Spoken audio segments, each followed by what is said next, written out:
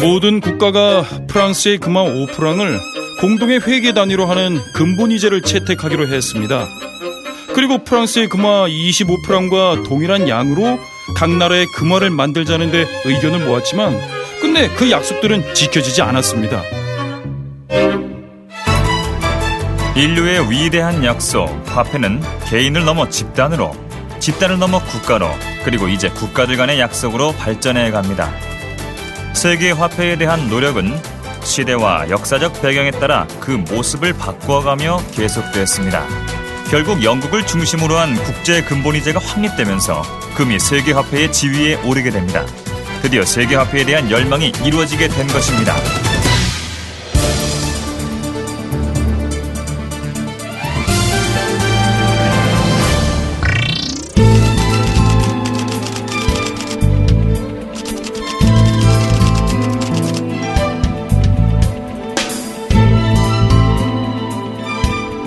화폐가 화폐의 기능을 다하기 위해서는 한 집단, 한 국가 내에서 보편적으로 유통될 수 있어야 합니다.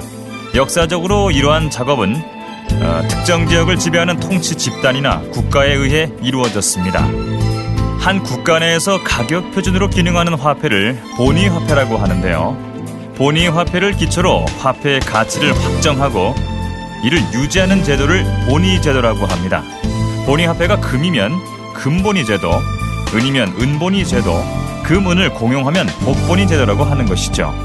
본위 화폐는 일반적으로 금본위 제도에서의 금화처럼 그 자체가 실체적인 가치를 가지며 액면 가치와 소재 가치가 같습니다. 기원전 6세기 중엽 그리스와 에게의 연안의 도시국가들에서는 금화나 은화 같은 정화를 본위 화폐로 사용했습니다. 아테네 드라크마 은화는 기원전 5세기 지중해와 북아프리카에서도 본위 화폐로 기능했을 뿐만 아니라 알렉산더 대왕 이후에는 북유럽과 인도에서도 사용됐다고 합니다. 비잔티움 제국의 솔리두스 금화는 중세 달러라고 불리며 중세 본위 화폐로 가장 유명했습니다. 14세기 들어 원거리 중개 무역이 발달한 이탈리아 여러 도시 국가들에서는 대규모 무역에 필요한 고액 화폐에 대한 수요가 늘어났습니다. 따라서 이들은 아프리카에서 금을 수입하여 금화를 주조하게 됩니다. 특히 피렌체가 발행한 플로린 금화는 은화에 익숙했던 유럽 전역에 금화를 확산시키는 역할을 했습니다. 베네치아에서 발행한 두카트 금화는 동부 지중해 무역권의 본위 화폐 역할을 맡게 됩니다.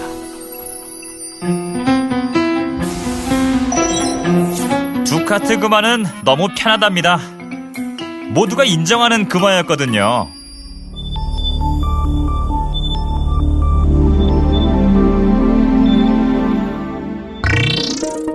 현대적인 화폐, 금융제도는 17세기 네덜란드를 거쳐 18세기와 19세기 영국에서 완성되었습니다. 17세기 중엽 이후 네덜란드의 자본은 대부분의 유럽 지역 자본을 합한 것과 비슷할 정도로 큰 규모였습니다. 플로린과 두카트 금화가 중세 달러 역할을 했다면 17세기에는 네덜란드의 화폐가 그 역할을 맡게 됩니다. 17세기 초 여러 도시에서 출납과 환전을 담당하는 시립은행들이 설립됐는데 특히 1609년에 설립된 암스테르담 은행은 그 중심에 있었습니다. 암스테르담 은행은 17세기 중후반 60-70년 동안 국제금융의 중심으로 기능하게 됩니다. 영국은 네덜란드의 상업적 성공을 민족 경제에 기초한 산업 발전과 결합시켰고 이 과정에서 1694년 설립된 영국은행은 현대적 은행 제도를 확립시키는 핵심적 역할을 담당하게 됩니다. 영국은행은 프랑스와의 전쟁 비용을 조달할 목적으로, 즉 정부를 위한 은행으로 출발했다고 할 수 있습니다.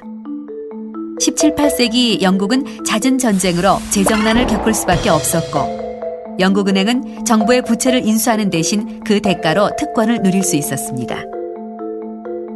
국제무역이 확대되고 식민지 건설이 활발해짐에 따라 영국은행은 이제 상업은행으로서의 지위와 역할 또한 중요해졌습니다.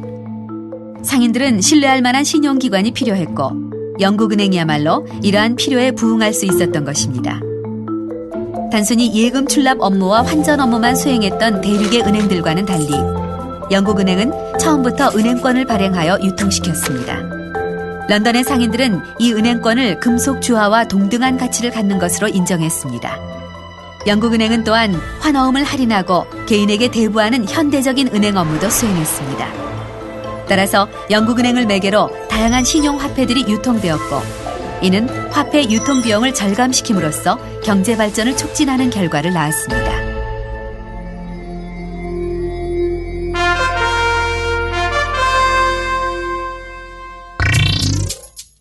드디어 세계 화폐로서 금의 위상이 확립되는 금본위제가 화폐제도 전년에 등장하게 됩니다.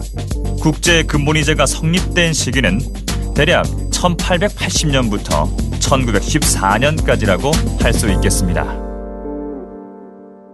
1870년대 초까지는 은본위제나 복본위제를 채택한 국가들이 많았습니다. 금본위제를 채택한 영국이 오히려 예외적인 사례라 할 수 있었습니다. 하지만 1870년대부터 미국과 독일을 비롯한 주요 국가들이 금본위제를 채택하기 시작했고 1900년대 초에는 비유럽 국가들도 금본위제로 이행하기 시작합니다.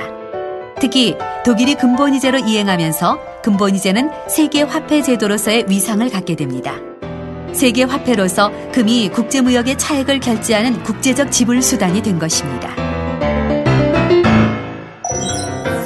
당시 모든 나라가 금본위 제도를 시행한 것은 아니었습니다. 중국은 은본위제를, 라틴 아메리카에서는 은본위제와 복본위제를, 그리고 이란은 복본위제를 시행했습니다. 19세기 말에 이르러 은과 비교해 약 15배의 가치를 갖는 금이 세계화폐로 등장한 것은 국제무역의 확대로 인해 거래 규모가 증대했기 때문입니다. 하지만 더욱 중요한 이유는 영국이 세계 경제의 중심으로 떠오르면서 영국과의 무역이 중요해졌기 때문입니다. 영국은 세계 최대의 무역국이었을 뿐만 아니라 최대의 자본 수출국이기도 했습니다.